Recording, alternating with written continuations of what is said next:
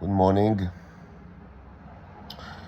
Well, as I said yesterday, I'm kind of tired these days, so I sleep more than usual, which doesn't bother me too much, since usually I sleep less than I need, much less than I need, even sometimes not at all. So I'm fine with that.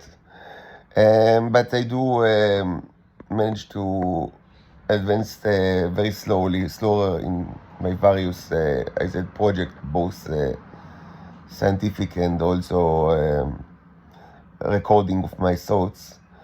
Though I do think that the video from yesterday, even though yesterday night, the chapter in the robots, even though eventually it contained much exposition and not much content, I think that it was important because it depicted the reality. This is not a legend or fairy tale. This is reality. This was a reality, and it's a kind of reality that can still it can still happen. And even though I tell this, I describe things that happened during the Ottoman Empire, and some people might think, okay, I mean, why do we care about the Ottomans? I mean, it's like more than 100 years ago, but you should understand that from our perspective, first of all, 100 years are not that much.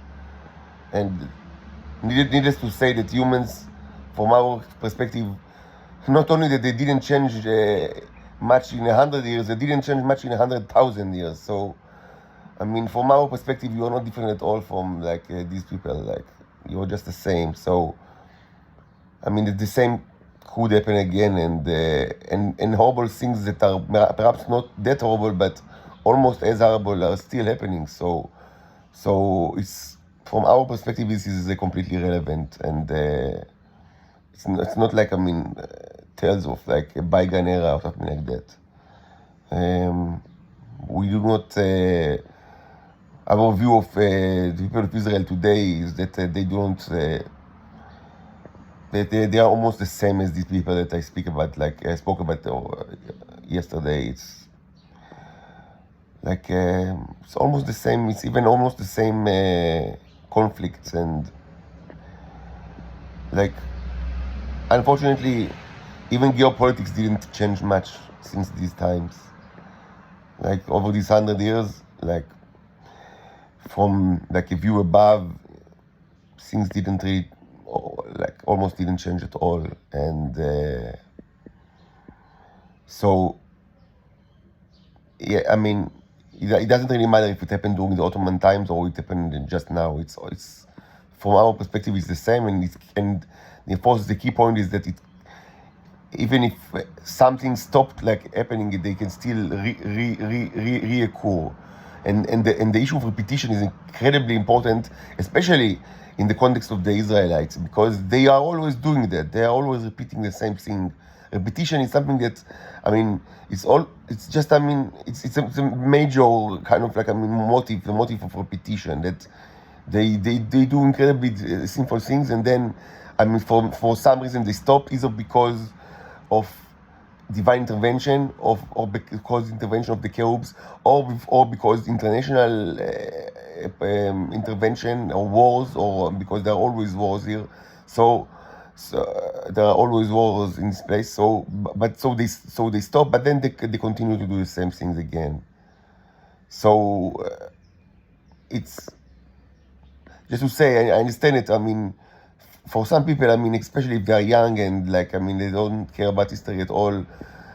I understand that I mean, they might like think that, I mean, the people of the Ottoman Empire were completely different than them, and like, this is all, I mean, like things that happened like a million years ago. But first of all, things that happened millions, all things that happened a million years ago are also relevant for you. That is first, and second, it's not. And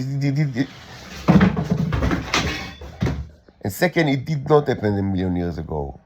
Like what I've said yesterday, I spoke about yesterday, it happened 100 years ago and not a million years ago, and it's it wasn't a different era at all than what you really like than this place right now. It's actually almost the same, actors.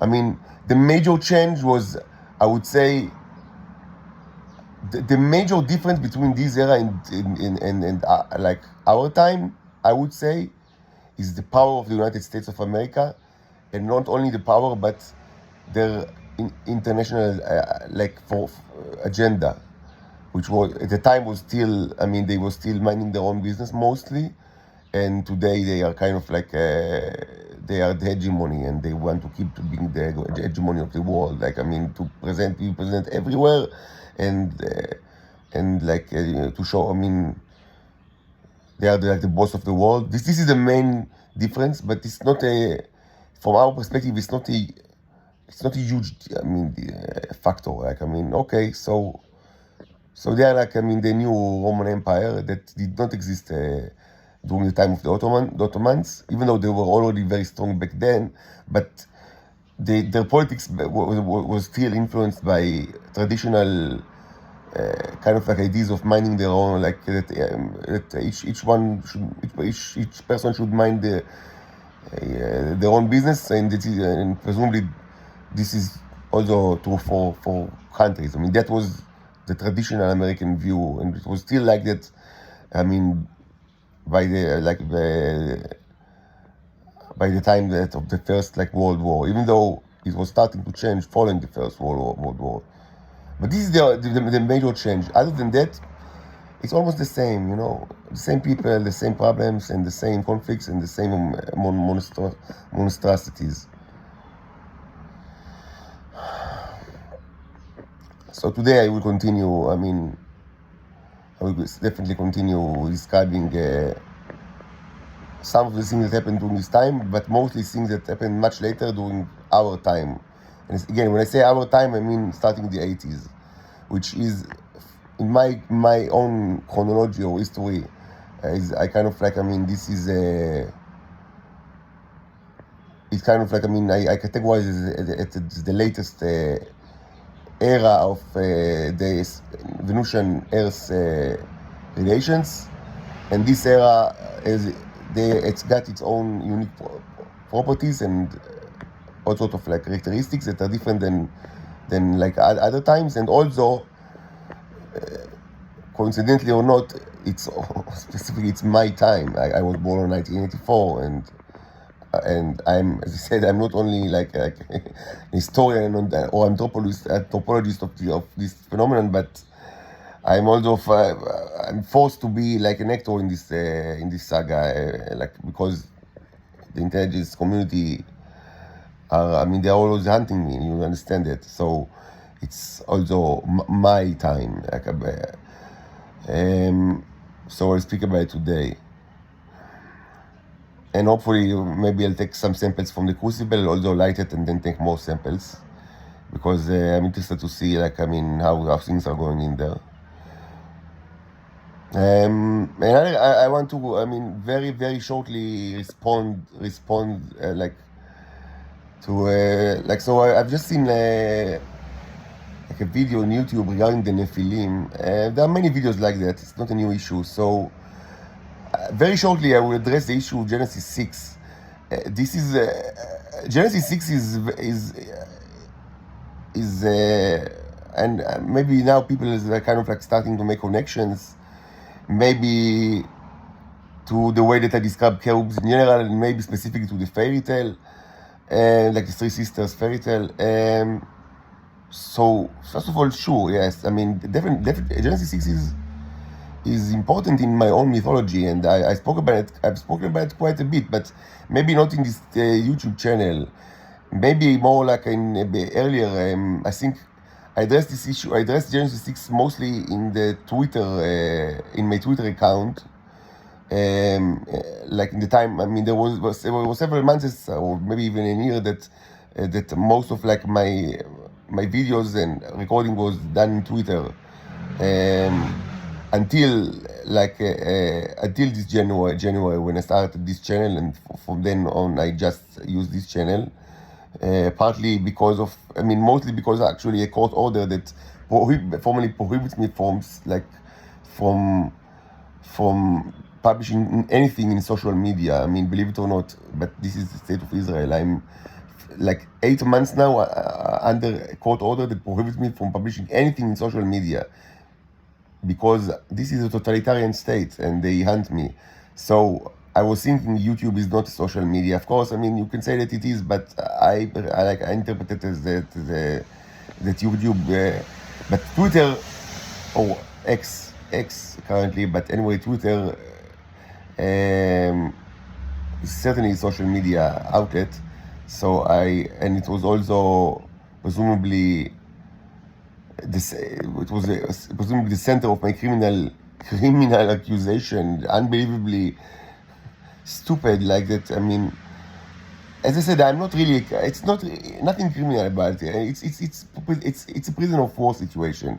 The people of Israel think that they have, like, I mean, they captured a prisoner of war of presumably they think that they are in a war. I mean, they are, but I mean, to think that, I mean, it's kind of like a war of equal terms. It's ridiculous, because they are in a war with people that are, I mean, incomparably stronger than them. So the idea that they captured like a representative of them and now they can negotiate the terms, I mean, it reflects the psychotic ego of the Israelis, and not only of them, but also the people of this world. That, I mean, that they think they can capture like an enemy representative. I mean, who do you think you are? You are microbes. I mean, really, like, what is your? I mean, what do you think that it's your place in this cosmos? Like, I mean, you're just, I mean, you're nothing, and you don't really understand it. But your ego, I mean, is so humongous that you submerge like into an ocean of mass psychosis. Anyway, this is actually what it's all about. It's a prisoner of war situation, and I need to be rescued using arms and legs, and I've said it many times. Regarding Genesis 6, so I spoke about it quite a bit during the Twitter time, but maybe I don't know, maybe people, even the YouTube channel, I mean, is blocked, and I don't know if it's like already open, or if Disney Plus, like, I mean, grants premium access to their favorite intelligence services, or maybe only part of you are actually having access to this channel. And certainly, I don't know if Disney gives you premium access to the Twitter stage. And also, it should be said that Twitter's videos were almost all of them, like not all, but 90% were recorded in Hebrew. So maybe it's another kind of like a hurdle, even though not that it's difficult to translate from Hebrew to English, but it might be a hurdle, especially for smaller organization like intelligence organization. And you know, I see myself, of course, I do not speak only for like the Americans or the Russians or the Chinese. I mean, I hopefully for anyone that just want to hear it. I mean, not necessarily from big nations, for big nations. So I mean, maybe for them it's I don't know, more of a hurdle, like to translate Hebrew videos. So maybe in the future, or even the near future, I will repost some videos of the time, and specifically things regarding Genesis 6. What I will say very, very shortly, and also in response to the video that I've just seen regarding the feeling, so I will say the following. First, yes, I consider this chapter to be of great importance to my own mythology, Genesis 6, definitely. Second, is that I definitely understand this episode, which is one of the most ambiguous in the Bible, certainly one of the most ambiguous in Genesis. I consider it to be a Canaanite, like a Near East, very short articulation of what I call the Titanomachy, which is Titanomachy, a very important motive of my mythology, and a very important motive of my art, explicitly of my art. Like what you see just there, this is one, like the upper one. The lower one is more like the black background one, which is it's one of the Titanomachy paintings. There are several of those. The lower one is also related to the Titanomachy, but it's also more specifically a depiction of hyperspace jump, which is a real thing, by the way. If you didn't, I mean, I mentioned it, but if someone didn't get the memo, so yes, hyperspace jumps are real, definitely real, and this is kind of like a symbolic depiction of it. But the upper one is specifically the artistic depiction of it, one among many of the Titanomachy, and it's a recurring subject in topic in my art, in my mythology. And yes, definitely I see Genesis 6 as an ancient Canaanite articulation in very short articulation of the Titanomachy, which can also, of course, famously be found in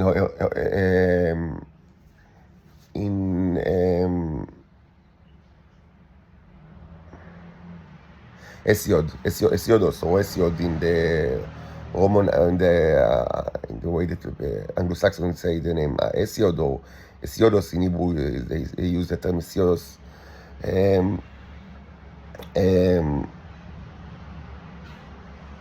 Which are all, and this can be found in other mythologies as well. And yes, I definitely explicitly say that this was a historical event for certain. But of course, and it was understood, echoes of this event survived in the various ancient cultures, but they had all sort of kind of like an understanding of this event. The important, I think, I mean, the depiction in Genesis 6 is very short, but it's, even though it's short, it's and this is I would say the third point, which I would like to mention in this regard, is that the Genesis 6 articulation of this event, is very short, much shorter than, I mean, I would say the one you can find in Hesiodos, but it, in contrast to what you can find there, like in Greek mythology, it does capture a very important element of the Titanomachy, which was not found in Hesiodos,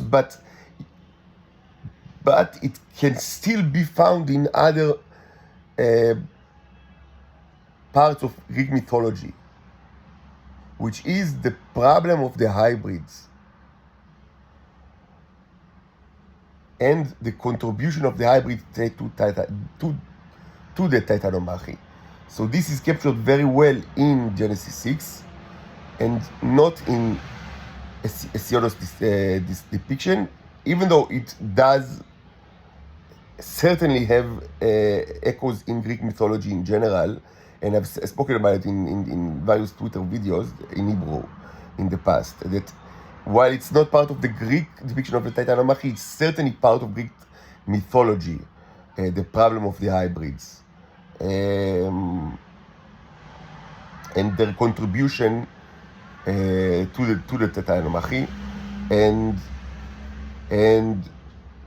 in the more, I would say, or it should also be mentioned that in the larger context of Genesis, as many researchers, like academics and also, I mean, classical scholars of the Bible, have noticed that this story is part of a series of stories that are dealing with transgressions, with breaking boundaries between that should, like, that God places like boundaries or limits, borders, and that humans or other creatures, humans or humanoid creatures have broken the limits, transgressed the limits, and this had always bad consequences, negative consequences.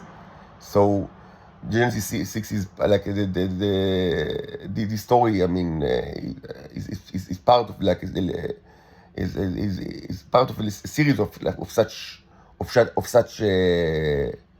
stories that deals with transgressions or breaking the boundaries.